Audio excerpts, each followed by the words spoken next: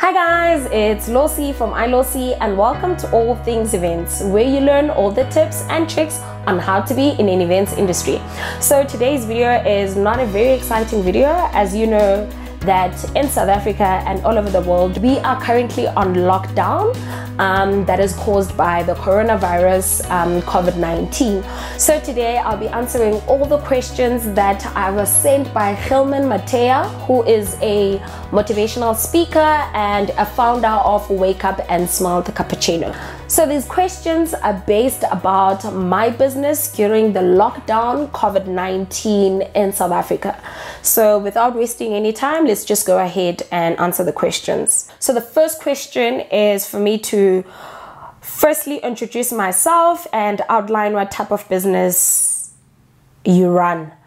As I mentioned, my name is Losi. I am the founder or the managing director for ilosieventsmanagement, which is a service business that provides high quality waiters, barmen and hostesses at events for corporate clients and business owners. The second question is, talk about how firstly the coronavirus has affected your business. Because I'm in the events industry, we have and I have been personally affected by the coronavirus due to all the events being postponed and cancelled, and that is money lost, that is obviously profits that I was potentially going to make, and all the jobs that I was going to give to the youth, they were all lost, and some of them were postponed. So it has definitely affected my business in a terrible way, if I can put it like that. So the third question is, I would like your focal point to be on how you use your network to generate leads and give you consistent business. In terms of how I've used my network, they say good service is good business. So each and every time I get a new client or an old client that's coming back to me, I have made sure that every time I do an event for them, I give nothing but a good service. And that is why they kept on coming back. And once people have received a good service from you, they definitely tell other people or other suppliers or friends or family that I do a really good job and they should try me. And that is how I have used the network that I have. So the fourth question is, how have you managed to make iLosi sell itself? Well, it's very simple, but it's not easy. What I have done, I have definitely listened to all the advices that I always ask for from friends and colleagues, and I've invested back into the business. I remember when I started my business, I literally had 12 trays and 12 aprons. And the 12 trays, I obviously bought them for, I think it was about 45 Rand per tray. And then the aprons, I actually made them myself because I'm quite skilled. So all I did, I just went to buy fabric and I cut out the patterns and I made the aprons myself. And when I started generating profits, or when I started making money, I would use the same money to invest back into the business, and I was able to make dresses for all the ladies, buy shirts for all the guys, and buy more trays and aprons. And right now we even have scarves and hats as well. And we've got a reliable transportation. I even bought some of the things that will help my business to expand, like your tents, your decor things, and also investing back into self-education and attending master classes and everything that's basically going to help my business, and having a good designer, especially an online brand for my business. It's actually my designer. His name is Abongile. I remember when we actually started working together, he researched what I do, he researched about my profiles, my website that I had, and he came to me and said, listen, I know you have 1, 2, 3, 4. This is what you need. This is what you need. And I was sold because I didn't necessarily have the best website or business cards or whatsoever, but I was doing the work. So he was like, listen, I know you're really good at what you do. I just now need you to match your work with your online presence, which is why you are now able to see iLosi as what it is online, and then now the business is able to sell itself. Obviously what you see online, you actually see it when we come to events and presentation, having efficient staff, having young dynamic people, energy. And with the clients that I have, they always recommend me. I mean, my clients are totally the best. Fifth question is your approach to getting the big commercial gigs for companies instead of just parties, and what mistakes have you made? I find that a bit of an insult, instead of just parties, because it is not parties, it is events. Yes, there are celebrations. I am not fussy about the big media commercial space or the big celebrity commercials, because at the end of the day, money is money. I will still charge the same depending on the amount of work or on the amount of hours. I'm not going or trying to get the big gigs. I'm not worried about that. I'm only making sure that I'm still building this company. I mean, right now this is my 4th year, so I still tell myself that I'm still on the startup, I'm still on the foundation level. I'm really building and making sure that I've got a strong team. I am very happy with the people that I have at the moment. They're able to run their own events. I mean, the last event that we had, it was a big wedding, and I saw everyone like moving to, you know, another section, and I was like, whoa guys, where are you going? And they were like, we need to do this, and I totally forgot, because they are able to listen to the brief and do exactly what they are told. So it doesn't matter if it's a wedding, a commercial gig for a big corporate company, or just a small birthday celebration, it's still an important event for me. So I will dream of having efficient staff, and yes, big staff, like maybe 1,000 employees. That's what I think I dream of instead of the gig. And the other question was, what mistakes have you made? Ooh, I've made lots. I've made a lot of mistakes. And I think the first mistake that I made was I remember my first invoice, guys. I sent an invoice because all I wanted was to actually have a gig. I was looking for just that first shot, or that first try, that first event.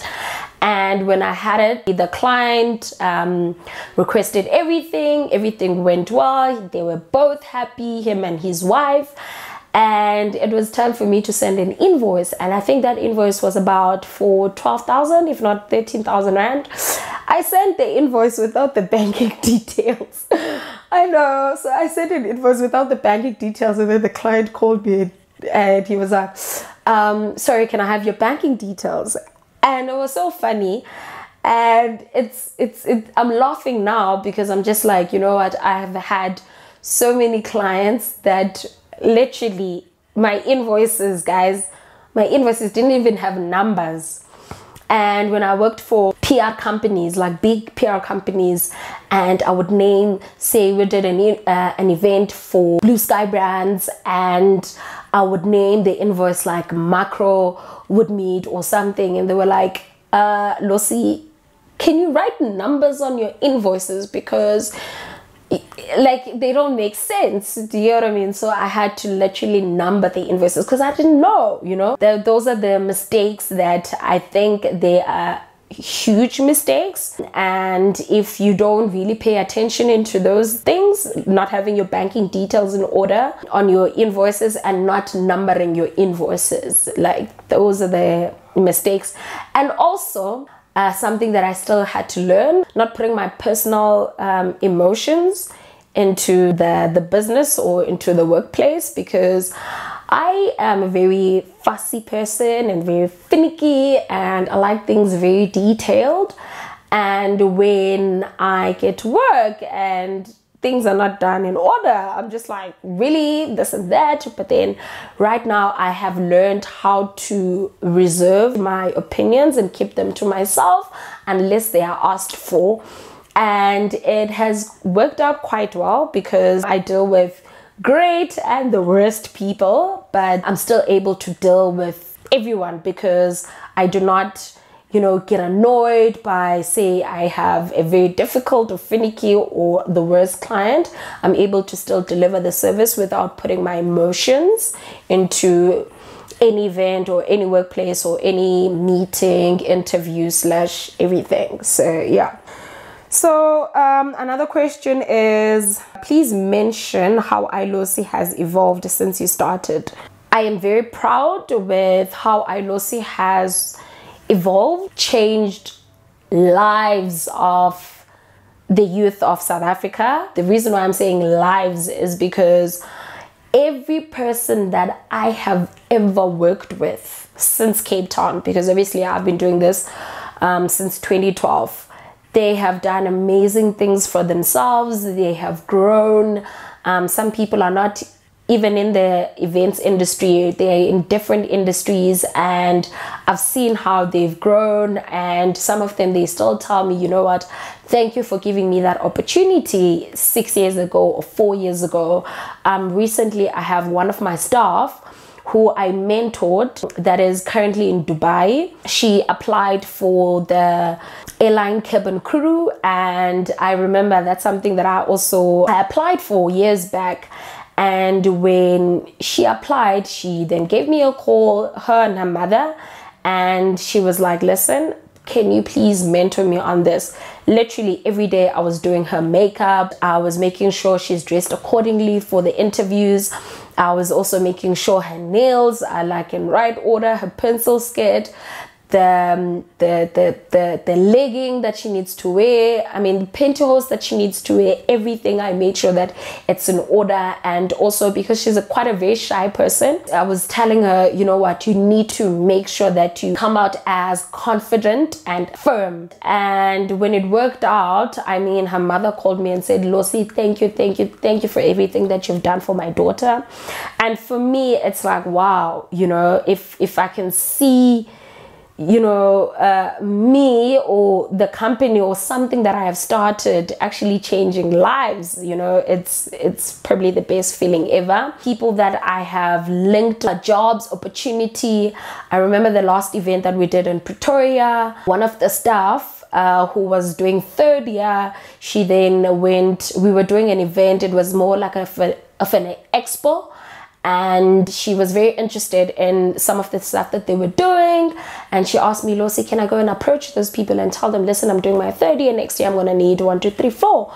And I was like, yes, please. And I remember it was a very chilled event. She then did that, and today she is working for that company, and I am so happy for her.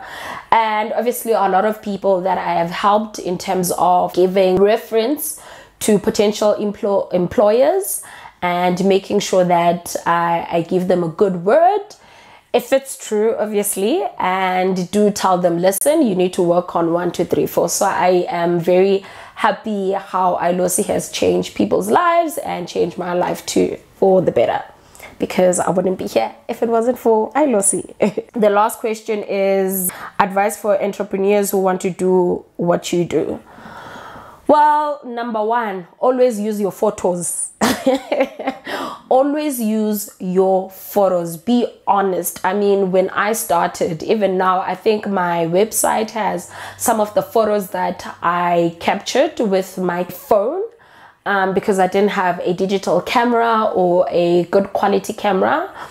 And also, you need to be honest. I feel like employees these days, they want this whole quick fix of, oh yeah, I'm an entrepreneur now, let me go have coffee, let me chill at Starbucks, let me have meetings, let me look all posh. But people don't understand that the work is behind the scenes. I mean, I spend a lot of time making sure all my things are okay. Like during this COVID-19, I probably stitched about 22 dresses. Yes, I stitched 22 dresses. I'm just waiting for after the lockdown so that I can go and brand them.